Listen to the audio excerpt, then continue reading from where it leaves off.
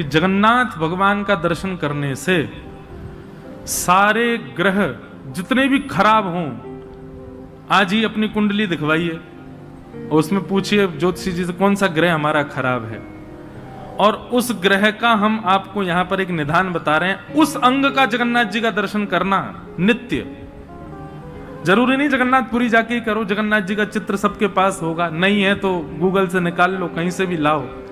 उस अंग का दर्शन नित्य करना प्रारंभ, आपका वो ग्रह अपने आप ठीक हो जाएगा।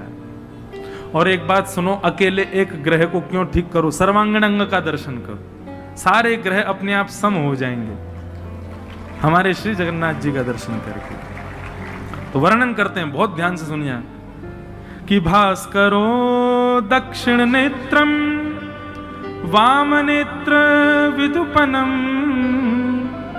मंगल नासिका क्षेत्रम वधूअधर एव च बृहस्पति तिलकम च स्वर्ण रत्न मंडितम शुक्र चतुशरः प्रोक्त शनि सर्वज्ञ विस्तरम साहु किरीट रूपम च मकराकृतरेव च केतुश्च भुजगांकारं कुंडली नागरूपकः एवं नव समाहार ग्रह साक्षात जगन्नाथम।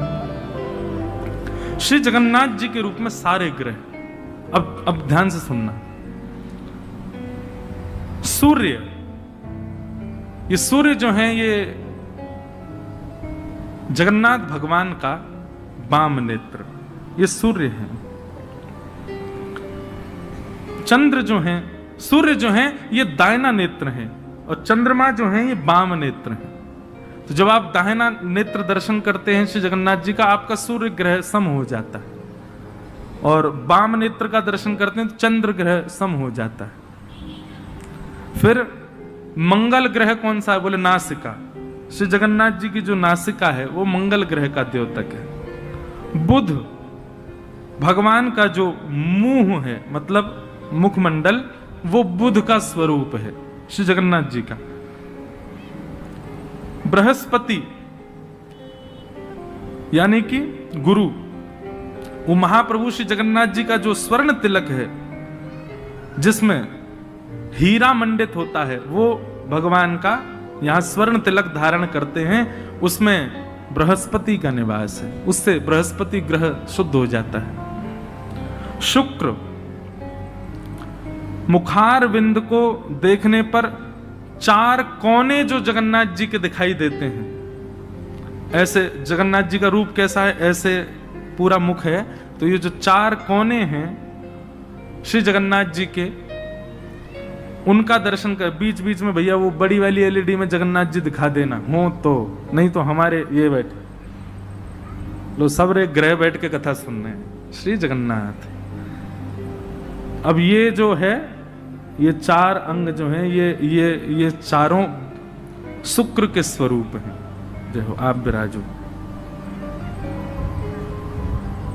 ये हमको वहीं के सेवायत ने प्रदान किए श्री जगन्नाथ जी।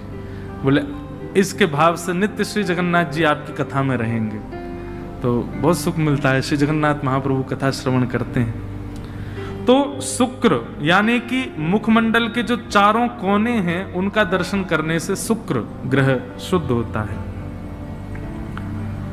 फिर मुखमंडल पर जो कालीमा है, जो कृष्ण वर्ण है श्री जगन्नाथ जी का, उस कृष्ण वर्ण का दर्शन करने से शनि की दशा खत्म हो जाती है। किसी को शनि, अच्छा एक बात कहें, शनि की दशा 7.5 आदि ये बुरी नहीं होती है। शनि की 7.5 किसी की चल रही हो और उसका कर्म बुरा हो तो शनि बुरे होते हैं।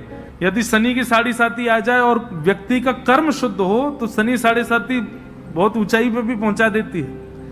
तो शनि किसी के यदि थोड़े गड़बड़ा रहे हों तो श्री जगन्नाथ जी के मुखमंडल पर कृष्ण वर्ण यानी कि काली, जो काला स्वरूप है जगन्नाथ जी का, उसका दर्शन करो। राहु मुखार बिंद पर स्वर्ण आकार की जो रेखाएं हैं वो राहु का दर्शन, राहु को सम करती हैं। और केतु मुखार बिंद के नीचे का स्वरूप भाग जो है वो यहां पर केतु को शुद्ध करता है। इस प्रकार श्री जगन्नाथ जी का जो सर्वांगीण विग्रह है उसका नित्य दर्शन करने से आपके सारे जितने भी ग्रह हैं वो सब सम हो जाते हैं, अनुकूल हो जाते हैं। अच्छा, अनुकूल का मतलब ये नहीं है कि आपको करोड़ों का प्रॉफिट रोज होगा। अनुकूल का मतलब ये है कि भक्ति में मन लगेगा, कथा सुनने में मन लगेगा, वृंदावन जाने का मन करेगा, संतों की सेवा का मन करेगा, ब्राह्मण सेवा का मन करेगा, ठाकुर जी की सेवा का मन करेगा, सबसे अच्छा बोलने का मन करेगा, सबका भला करने का मन करेगा। इसको समझिए शुभ। ये शुभ का मतलब ये नहीं होता घर बन गए, प्रॉपर्टी मिल गई, बहुत सारा धन आ गया, ये शुभ नहीं होता है। ये संसार के कर्मों से मिलने वाली, संसार में फंसने वाली रीति है। ये लोग बताओ कितने आज लोग उसको शुभ मानते हैं जो बहुत संपत्तिवान हो। संपत्तिवान शुभ नहीं होता है, भक्तिवान व्यक्ति शुभ होता है। श्री जगन्नाथ जी का नित्य दर्शन करने से आपके समस्त ग्रह आपको वैष्णव बनाएंगे, इसलिए जगन्नाथ जी का नित्य दर्शन करना है। तो ऐसे महाप्रभु जी को हमने कल कहा था, इसलिए हमने आज उस भाव को रखा। उनको हम बारंबार प्रणाम करते हैं। बोलो जगन्नाथ महाप्रभु की जय।